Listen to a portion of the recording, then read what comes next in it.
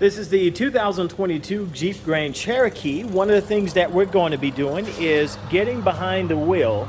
Give you a quick snapshot of the vehicle that I'm going to be working with. There again, this is the 2022 Jeep Grand Cherokee Limited. So a 2,000-mile trip in the 2022 Jeep Grand Cherokee Limited. As you can see, I'm keeping my eyes on the road while driving, but I did want to share with you my take on it. Would I buy the vehicle for myself? No, primarily because this is not in the market of vehicles in which I would buy a vehicle. But yes, if this was in the market of vehicles, yes, I would. The market of vehicles that I'm in, just to share a little bit about you, is European luxury. That's pretty much where I am right now. You know, that may change or whatever. Of course, I may buy a car for a daughter or, you know, whatsoever later on, or maybe a family member or whomsoever it may be. But would I buy this vehicle if it was in my line of vision or my market of vehicles? Yes, I would. I think for the deficiencies that it has, yeah, there's a lot of positives that go into it with owning this vehicle. Is it comfortable for that 3-hour drive, 4-hour drive? From the testing I've done, yes, it is. Is it comfortable for the 6-hour drive? No, it isn't.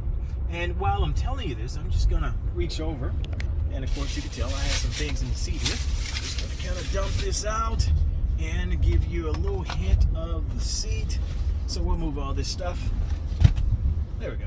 So I'll just give you a little hint of the seat here, as you can tell there. So that is the seat. Once you're in it, nothing big, you know, that makes you uncomfortable or whatsoever.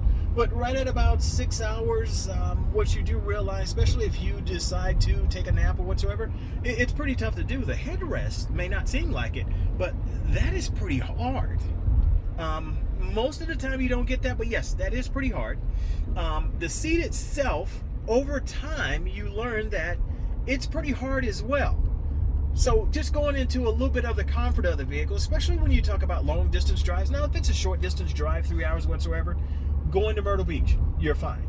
Now, if it's something where you're driving 6 hours, you're going perhaps to Valdosta, Georgia, Lake Park, Georgia, up till the middle of Pennsylvania, maybe Allenton, Pennsylvania. That's more of 7.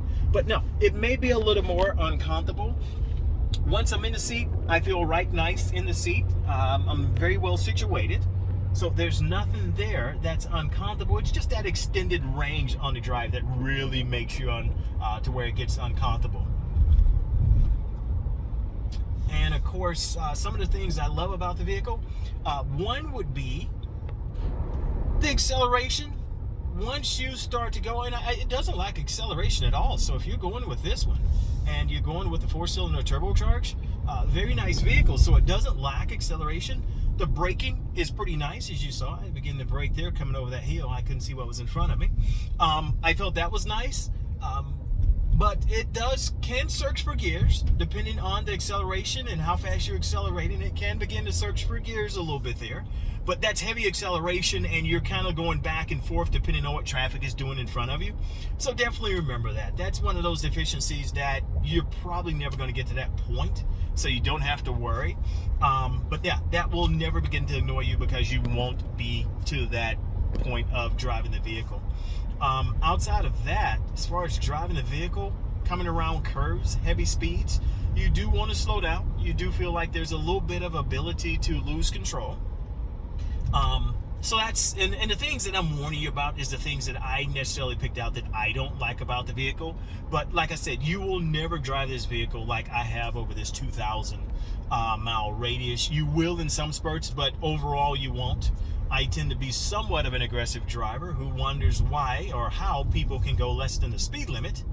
But yes, so there again, what I see, you may not see, which is one of the reasons why if I was in the market for the vehicle, I definitely would buy the vehicle.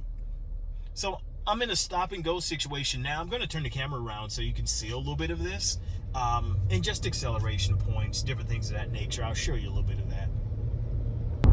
Has a pretty good feel to it. The acceleration and everything, I don't see a minus there at all.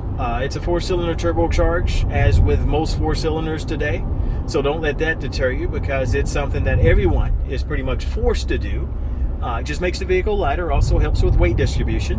Of course, this is an American-made vehicle, so weight distribution is not as important as it is with some of your European vehicles. This is a little bit of the look of the dash, and of course, you can change that to give you different readouts. I love that because it kind of gives me an idea of what my gas consumption is, which you're absolutely gonna love the gas consumption, because just going on a 6-hour trip to where you're continuously driving between city and also highway, yeah, I did that like nothing. And when I got to where I was going, I mean, it read like 617 miles on a full tank. As you can see there, it's reading 534 now, and I've been driving for a bit, and look at that needle. But absolutely full. It reached 617 on a full tank of gas. That's awesome. I have truly enjoyed that, which is one of the reasons why it would be on my list of cars to buy if this was in my market there again. On an acceleration, I have went while traveling. I will go anywhere from 45 all the way up to about 90, or in this case 95 miles per hour. At no point did I feel uncomfortable. And on the flip side of that, the people that were riding with me, at no point did they tell me to slow down, that they feel as if they were uncomfortable. So that's always my sign of a nice driving vehicle. Now, smoothness, things of that nature, of course, I'm coming over a little rocky road that definitely needs to be repaired.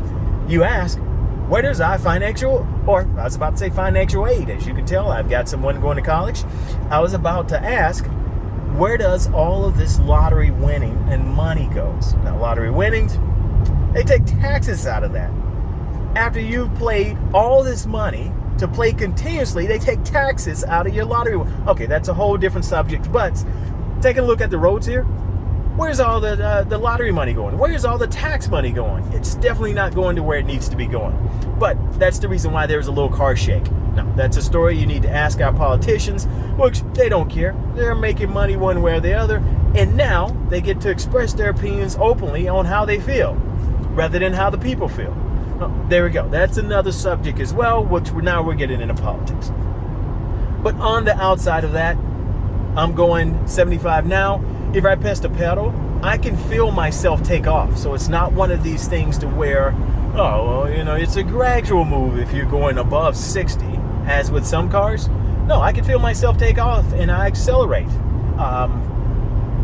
So yeah, that's not a stopping point at all. As far as the braking, I did some immediate braking, which I probably won't have an opportunity to do that now because I'm on more of a highway.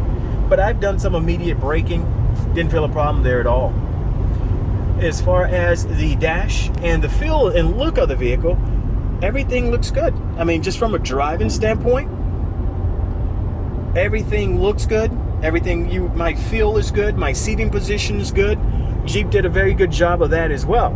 Now, I'm going to tell you a little bit something that it doesn't deter me, but it's one of these things to where if you get the right lighting behind you, or you get the number of things or that are colored going past you on the passenger side of the vehicle, if you look right there, because it's got a metallic finish on the mirrors, it's catching the reflection of things going by on the opposite side of the vehicle.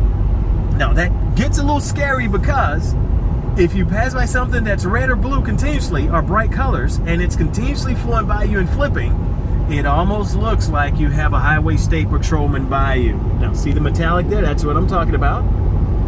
There again, you can see a little bit of the greenery going by, from the trees on the opposite side. But yeah, you almost get the feel of there's a highway state patrolman going by you. So there's a couple of times I looked up, I was like, oh crap, where did he come from? He's not even in my rearview mirror. And of course it wasn't. It was just something reflecting and going by on the opposite side. The radio controls, everything is nice. You don't even have to hook Apple CarPlay, Android Auto up to it.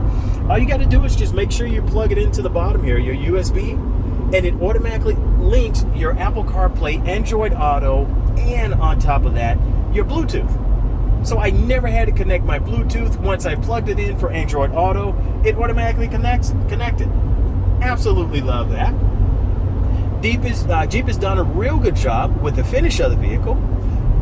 When you look at the steering wheel here, yeah, not complicated.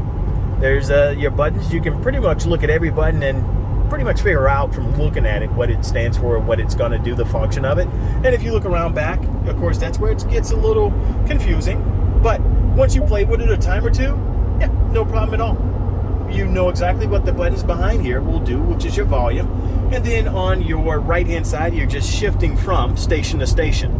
Especially if you're a right-handed driver, of course, you can come over here, do your volume, come back on the other side, change your station.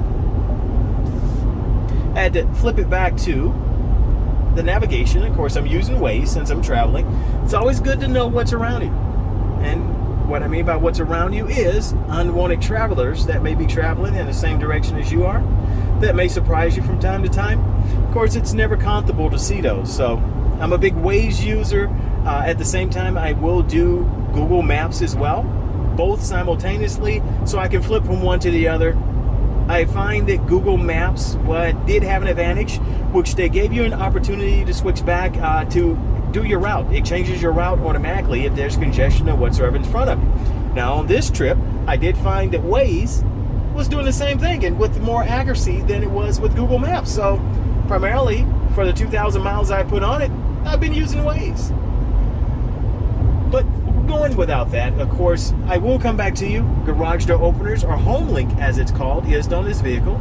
I'll show you exactly how to program that a little later. I'll also show you a little surprise that this vehicle has that I did not know about, that I discovered while getting gas. So that's definitely going to surprise you, that they would even think about that.